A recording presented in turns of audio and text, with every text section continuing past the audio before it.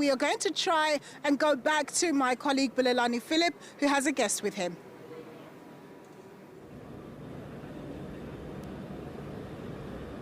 Thank you so much, Nompu. I'm going to jump straight into it and bring in the MK party, who says that this budget speech is going to be just business as usual. Acting parliamentary leader of the MK party, Des van Rooyen, firstly, why do you say that we should expect business as usual from the finance minister? Look, the reality of the matter is that the basis on which we are driving our fiscal policy approach, it's wrong. So obviously, we are not expecting anything different from what we have been hearing all along. We are going to hear an austerity budget that will be in the main talking about a primary surplus, as well as how, of course, we deal with the debt stabilization. All this will be done to obviously draw the interest of the so-called foreign investors, but also of the so-called private sector. How do you anticipate that government is going to fund the infrastructure development program? Look, the reality of the matter is that if you don't grow our economy by investing in infrastructure, definitely, I mean, we are missing the target. Because currently our economic growth is far lesser than the population growth, leading to more of our people, I mean, of course, being driven into the poverty bracket. So definitely, with the current setup where government is deliberately hollowing out the state capacity in terms of dealing with infrastructure development, which we need, I mean, to accommodate majority of our people. It's clear that the current approach of government in terms of investing in infrastructure is not going to address us to grow our economy. How should we address the issue of the rising cost of living, particularly given that it affects the poor? Yes, of course, we need to grow the economy, because if we grow the economy, then we are able to absorb more of our people into the economy. But unfortunately, what is happening now, because we've got government that is obviously very, very worried of tampering with the status quo. We need radical economic transformation, so to accommodate our people into the economic development of our country. And unfortunately, what we are seeing today is a government that is not keen to tamper with the status quo. The government is more prone to supporting the elite at the expense of the poor people. We need a government that will drive radical economic transformation, empowering households, but at the same time capacitating the state to lead in terms of developing this country. But currently what we are seeing the hollowing out of the state entities replaced by private sector. We are not saying it's wrong to collaborate with private sector, but it's wrong to allow private sector to take over provision of basic services that are meant to our people. I mean, we have seen that in electricity. Now they are very aggressive going into port and rail system, as well as the water infrastructure. That's very worrisome, because we don't see much of investment going into capacitating municipalities, because, as you know, we have been sitting below 10% of our national revenue in terms of supporting municipalities. So how would you expect these municipalities to deliver on infrastructure and to be well capacitated to develop their area? So it's very clear that here we are having a government that is in a path of privatization at the expense of building the state capacity. And that is definitely going to leave a lot of our people outside this development path. Lastly, Colin Makubele is gone from the caucus. Will we ever see the return of Dr. John Hlophe in Parliament? No, look, I'm not obviously having the authority to speak over that matter. The party is handling that matter, and I think at the right time the party will do the necessary pronouncement. All right, thank you so much, Des van Rooyen. I'm going to ask you to move out of the way for a moment and bring in Alan Beasley from ActionSA. From ActionSA side, your expectation from the budget? Yeah, so we got a couple of expectations. First of all, no tax increases. We argued quite hard for SARS to get more money last year. They got more money. So based on that, they should collect more revenue. So there's absolutely no reason for any tax increases, and they must be adjusted for tax bracket creep. So South Africans mustn't be any worse off. And then secondly, a huge focus on the illicit trade. The illicit trade is growing at the moment. It's a cancer that's killing our people and is killing our economy and our jobs. And it's an issue that we've been driving hard. And we saw that the minister brought it into the medium-term budget and the president brought it into SONA.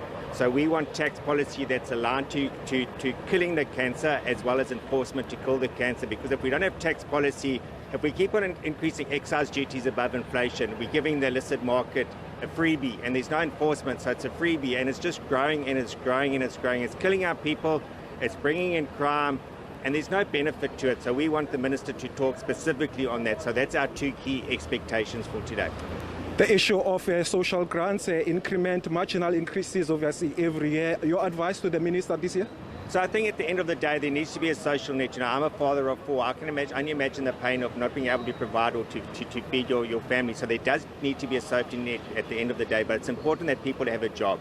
And I think people don't want grants, they want a job. There's 12 million people unemployed. You know, one of my favorite guys, Martin Luther King Jr., talks about unemployment as psychological murder because it deprives people of their humanity, their purpose, their dreams, their ambitions. So we've got to give people jobs. You know, there's 12 million people unemployed and it's like people aren't putting faces to the unemployed, and we need to put faces to the unemployed because they're real people with real issues. So social grants are important, but it's not the solution. It's an important safety net, but it's not the solution. We've got to give people jobs. We've got to give them dignity. All right, thank you so much, Alan Beasley from ActionSA. I'm going to bring in now Dr. Dumisani Janjis, public sector budget analyst. Thank you so much for your time. You do a lot of the analysis before the minister delivers the budget. What would be your advice for him this year? Look, thank you so much for the opportunity. But I think I want to start by saying this time around, the minister have got a good space where there are a lot of improvements in the fiscals and all of those other things. But I think the most important part comes from the State of the Nation address debates, where the president said the 3% growth is a directive. But I think the message has been quite consistent that we need to move away from a defensive fiscal strategy of cutting spending and all that to more of an offensive strategy where government's intervention is quite more obvious by investing infrastructure, dealing with the bottlenecks that are actually crippling the infrastructure investment, but more importantly supporting sectors or in particular ensuring that our budget is aligned to industrial policy.